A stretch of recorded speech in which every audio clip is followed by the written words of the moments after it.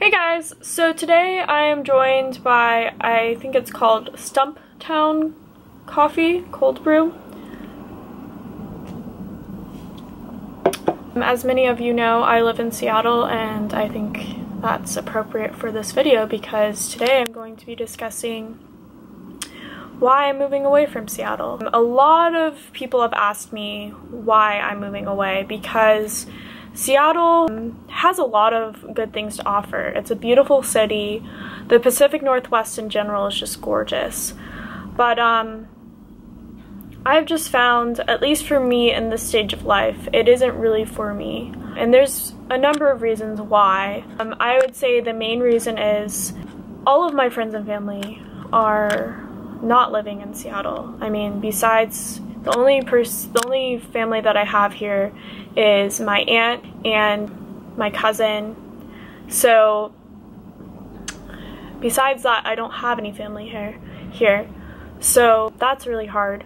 And if you aren't familiar with my situation, I grew up in Georgia. Yeah, I lived in Georgia from the age of 5 to the age of 24. I moved right after my 24th birthday to Seattle. So obviously I grew up in a completely different place.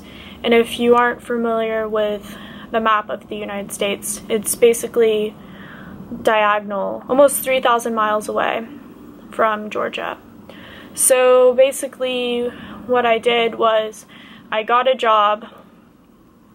I moved out to Seattle with basically no money, and that's another reason why I am moving back, is I didn't really set myself up for success in that sense. I got on a plane, moved here, and then once I had a more stable house where, because I lived in a sublet at first for less than a week in the University District, if you are familiar with Seattle. Then I moved into a house with 2 other girls, and at that point I flew back to Georgia and I drove all the way to South Carolina and with my 2 cats, Pumpkin and Fleur, and then I picked up my mom, and then we made the 43-hour trek from South Carolina to Washington, and that took us about 5 days.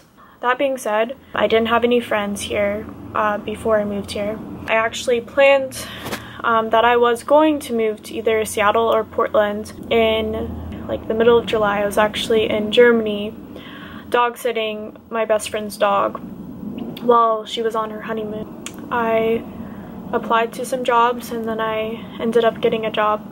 But my first time going to Seattle was in August, so I wasn't really very familiar, even though I had heard a lot about Seattle from working at Starbucks, because I worked at Starbucks in college. So as someone that didn't really have any money moving here, luckily the place where I live currently, the rent is really cheap, especially for Seattle. A lot of places that you're gonna find here are gonna be like $1,600, $1,800 a month, and mine is $525 a month. I do again live in a house with 2 other girls. The job that I was first working was a sales position, and that wasn't my favorite. I didn't really like sales. Anyways, I moved here with a twinkle in my eye. I was ready to start anew, and if you know me in real life, you'll know that I spent my college experience traveling every year because I got an opportunity to travel from certain clubs that I was in. And so moving over here, a lot of people said that I was brave, but I mean, it was brave in some way, but I really just had an urge to start anew, and so that's why I moved so far away. I did a lot of research on Seattle before coming here, even though I didn't. It was still kind of a more of an impulsive thing. And I did research on the Seattle freeze and just stuff in general about Seattle to look out for. As many of you know, I am not in a relationship or dating anybody right now. So I obviously, well, maybe not obviously, but I had a fantasy that I was going to meet the love of my life when I moved here. So I basically jumped on the dating game right away when I first moved here. And I did end up dating a couple of guys the first half of living here, and that was hard because obviously I'm not with them anymore, and I don't know, I feel like I kind of changed from how I used to be in Georgia, and I wasn't really acting myself in that way. And then I ended up, and I'm not going to go into this, but I ended up not working for the company that I was working for when I originally moved here. So that was something else, and it was interesting. And then I came back for Christmas break. I still call it Christmas break because I haven't been out of college for too long. But yeah, I came back for 10 days to Georgia and South Carolina. And within those 10 days, I felt very homesick. And I didn't realize it at the time, but I just felt so much like things were so much better. I got to meet up with a lot of my good friends. We had like this meetup in Georgia. We went to like a bubble tea place, and then we just like goofed around and played games. Obviously, spending time with family during the holidays, I started to feel like, oh, I love it. Like I miss being here. And that was funny to me because at that point, this was December, but at that point I really loved Seattle. I just absolutely loved it. But I think that going to South Carolina and Georgia again kind of woke me up to the things that I had been sweeping under the rug. I wasn't really doing the things that I needed to be doing as far as like where I wanted to go in life and everything, and I think that woke me up to some stuff. Also, seeing my friends and family, I just realized how much I missed them.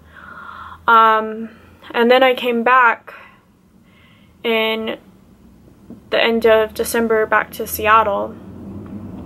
I ended up working for Starbucks again, and hey Fleurs,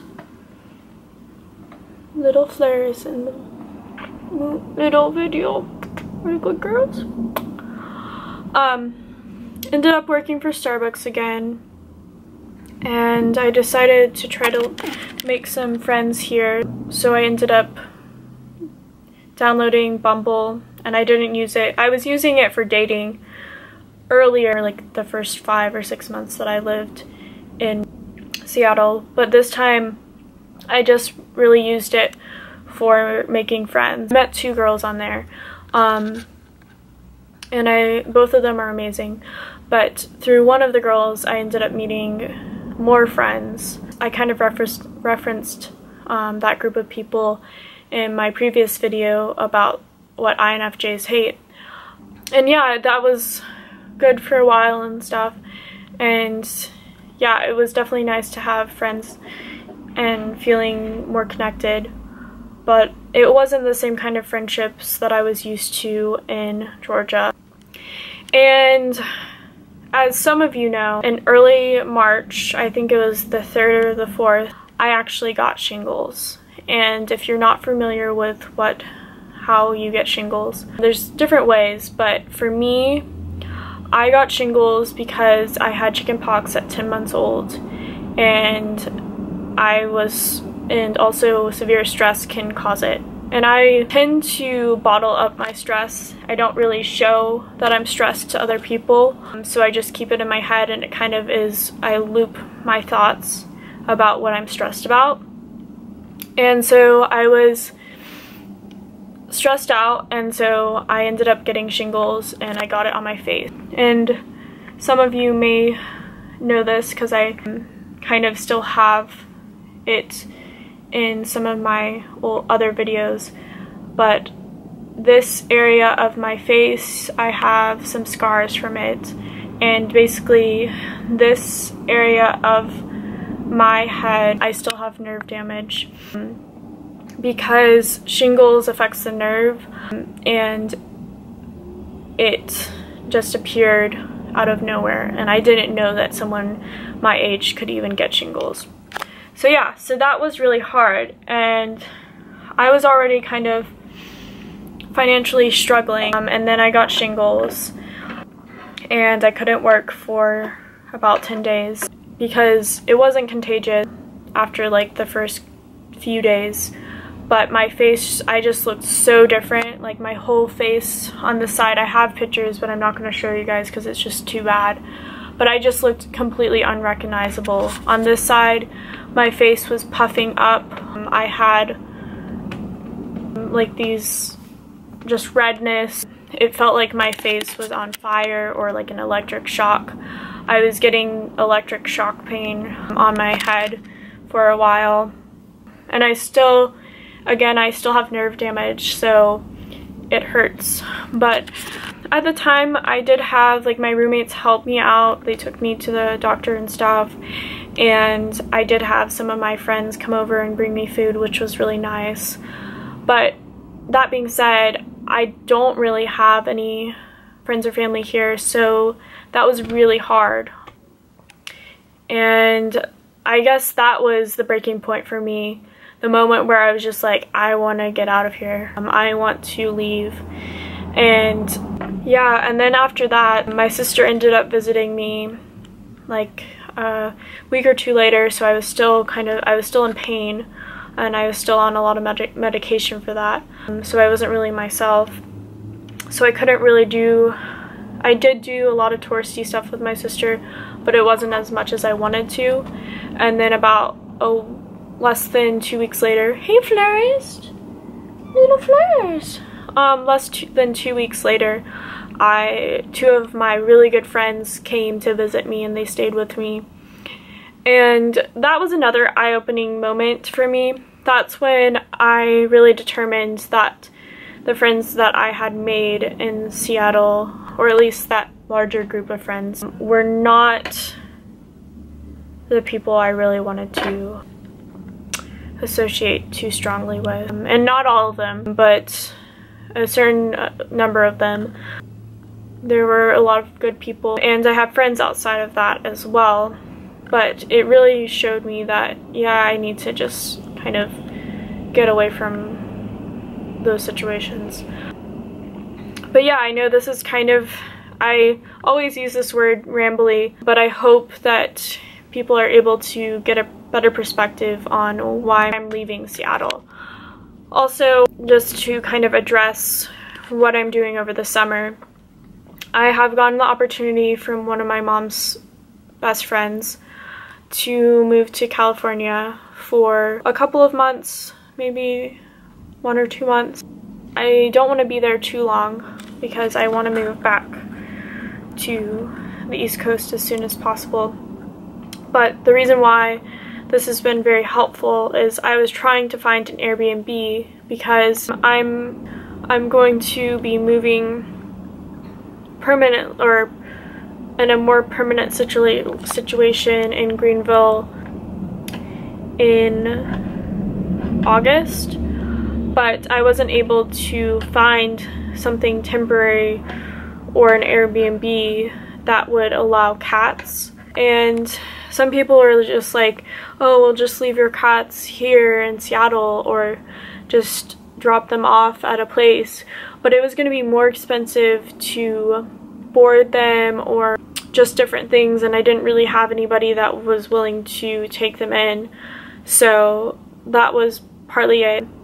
So yeah, I am moving back to Greenville, or the East Coast, so South Carolina, Greenville, and I'm super excited about it. And again, it's not really, I do really like Greenville. I've been there several times, but it's not really about the city. It's more about the fact that I'm going to be less than 3 hours away from most of my friends and family. I'm going to be able to see people that I love more often and live in a great city. And I will have the opportunity to use my degree, because I didn't really get to use my degree here, and I got my degree in international affairs. So I'd love to do something with that, and I would like to work with a company that promotes their social media or whatever, stuff like that, more creative content, because that's something that I'm interested in. But yeah, so I hope that kind of pieces things together for people, and obviously there's more to each of the things I've said, but that's what I'm going to tell you guys for now. I hope you guys are having a great day wherever you are, and I will see you in my next video. Thank you.